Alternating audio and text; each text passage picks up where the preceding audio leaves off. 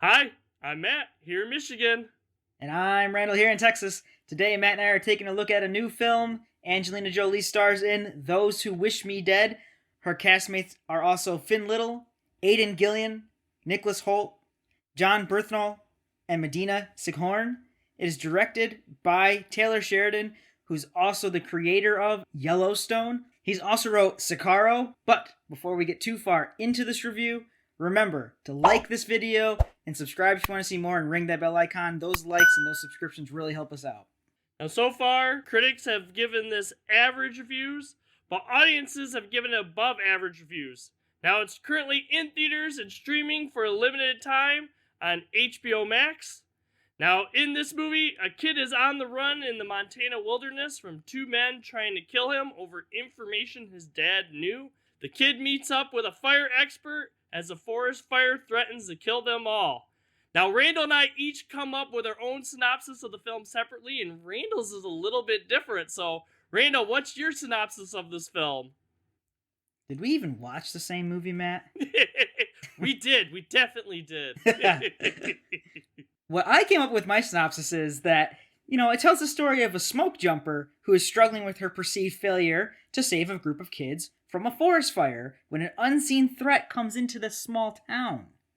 So, Matt, which one of us is more right about our synopsis?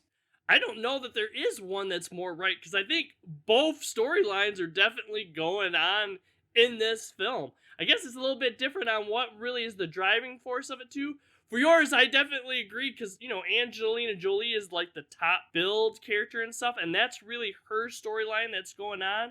But for me, I see a lot more of the story, the plot, and everything with our villains or henchmen or whatever centered more around this kid, even though he's not really the big build character or whatever you want to say actor in this film. Yeah, definitely, he's not. And you're right, though. I do think that the plot of this and like billing it on Angelina Jolie's big, star power name is maybe a little bit disconcerting because without the other plot, then her plot doesn't make any sense. In all honesty, I just felt like, my first reaction to this is it's okay. It's fine, but I really didn't like the source, I guess, ideas behind this film. And I thought that these competing storylines, not just these two, the third one that they squeeze in there too, is too much, especially for like an hour and 40-minute film. Yeah, my first reaction to this film, it was basically like, you know what, it's an okay film. I think there was just enough, like action scenes in there, kind of like sprinkled in or whatever, to kind of keep my attention for a little bit. And yeah, like I said, we have a whole bunch of these different storylines and everything that are going throughout, and they're okay. I mean, I don't think there's anything really like groundbreaking necessarily in this film, especially when it comes to storyline. A lot of these beats were kind of like, you know what? I've seen beats like this before. I guess I didn't really pay attention to them too much in this film. Not that I watch consistently trash movies or anything, but Oh, I love trash. recently, we had viewed Cliffhanger, not you and me, but my wife and I. And I kind of was like, you know what this movie reminds me of? That movie Firestorm, which is awful, but like kind of sprinkled in with a little bit of Cliffhanger. 90s action movie. That's the feeling I get from this film. Where if you kind of like those weird scenario 90s action films, then you might actually kind of just enjoy this and be able to sit back and be like, I don't care, there's action scenes.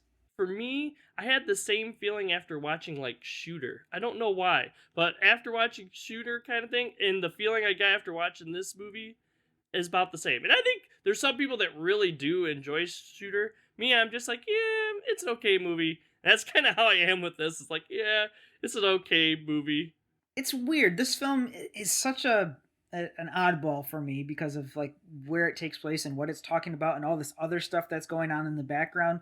But the point of it really is that there's a lot of tension regardless of which storyline you're latching onto as the viewer.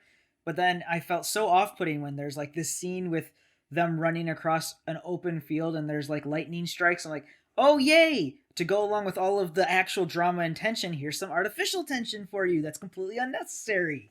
Yeah, that scene did feel a little bit, I don't know, different. I don't know if it's really to just try to show off the knowledge of one of our main characters in this. Like, hey, let's have them actually do some survival stuff, I guess. Yeah, the characters and stuff in this movie, I think, are okay. I think a lot of them, do their job or whatever in this film.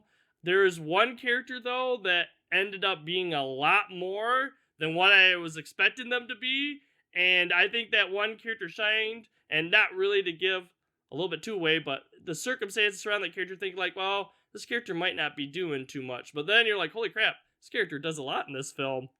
Yes, she does.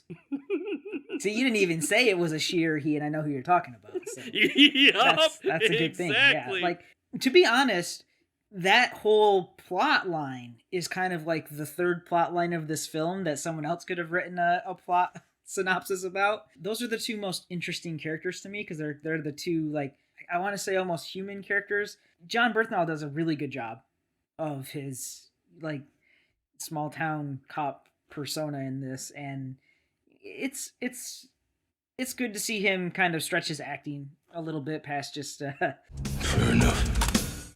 I guess maybe you could say even it's going back to his roots with The Walking Dead.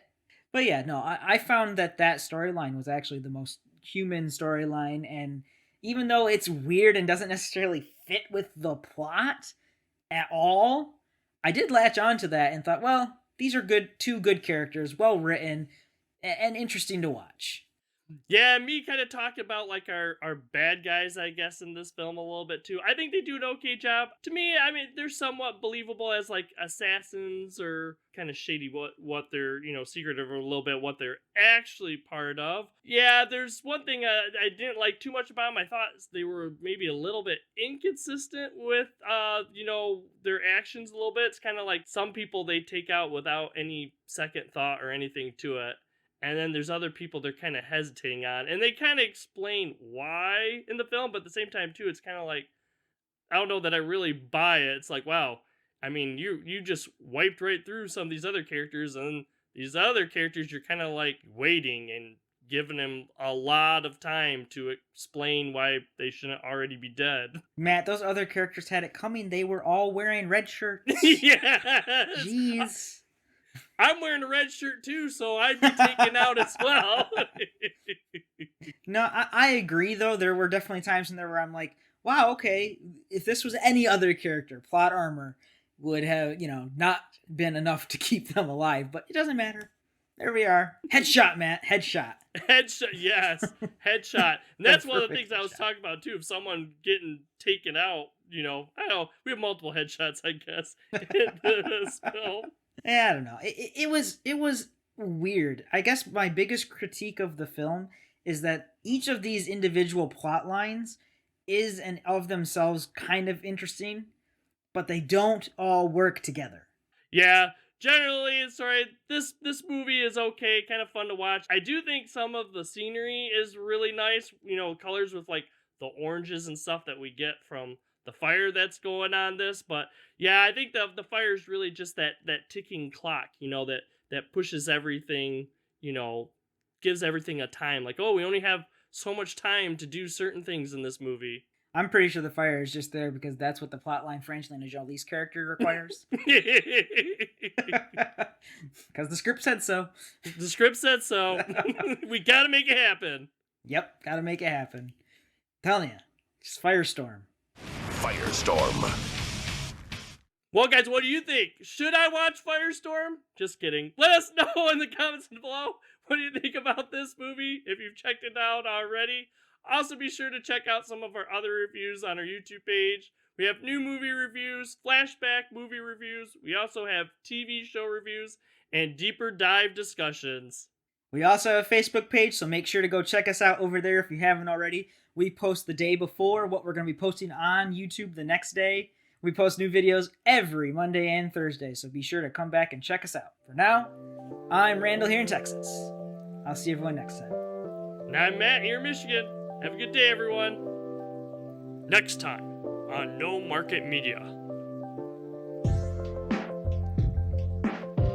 Please consider checking out some of our other videos.